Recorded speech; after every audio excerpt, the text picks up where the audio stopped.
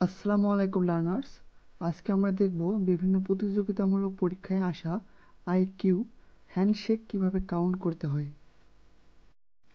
আমরা যদি বিশ্ববিদ্যালয়ে আসা দুটি প্রশ্ন লক্ষ্য করি, তাহলে আমরা পরীক্ষায় কিভাবে এ ধরনের প্রশ্ন হয় বা হয়ে থাকে এই সম্পর্কে আমরা একটা ধারণা পাব।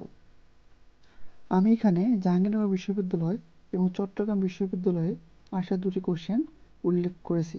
কোশ্চেন দুটি হলো, প্রথমটি, একটি অনুষ্ঠানে প্রত্যেকের সঙ্গে করমর্দন করে, যেখানে মোট ৬৬টি করমর্দন হলে সেখানে মোট লোকের সংখ্যা কত?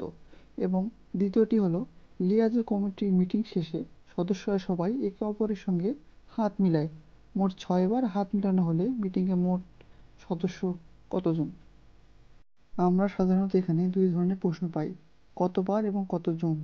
আমরা যদি একটি উদাহরণের সাথে বিষয়টি বিশ্লেষণ করি, তাহলে আমাদের এটি বুঝতে অনেক সহজ হবে। ধরি 4 জন ব্যক্তি, ক, খ, গ এবং ঘ প্রত্যেকের সঙ্গে হ্যান্ডস করলে মোট কতটি হ্যান্ডস হবে? প্রথম ব্যক্তি ক খ ব্যক্তির সঙ্গে হ্যান্ডস করলো এবং ক গ এবং ঘ ব্যক্তির সঙ্গেও হ্যান্ডস করে নিল। এখানে যেমন ক বাকি 3জন ব্যক্তির সঙ্গে হ্যান্ডস করলো, বিপরীত দিক থেকে দেখলে অপর 3জন ব্যক্তিও ক এর সঙ্গে হ্যান্ডস করলো।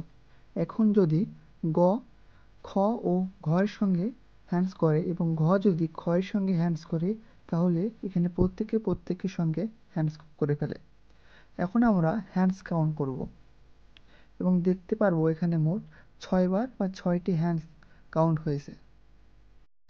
আমরা এখানে চাক্ষুষ গণনা করে হ্যান্ডস কাউন্ট পেলাম, কিন্তু এখন আমরা গাণিতিকভাবে বিষয়টি বিশ্লেষণ করব।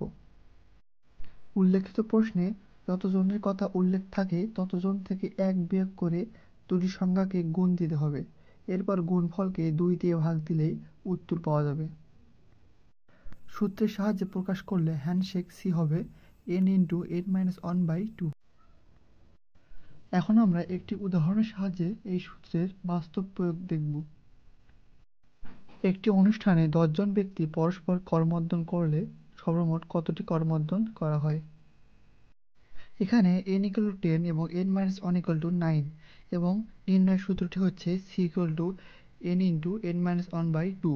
আমরা এই সূত্র দিয়ে ক্যালকুলেশন করেই আমরা আমাদের উত্তরটি পেয়ে যাব। আরও ভালোভাবে বোঝার স্বার্থে নিচে একটি ভর্তি পরীক্ষায় আসা কোশ্চেন এবং এর সমাধান দেওয়া হলো।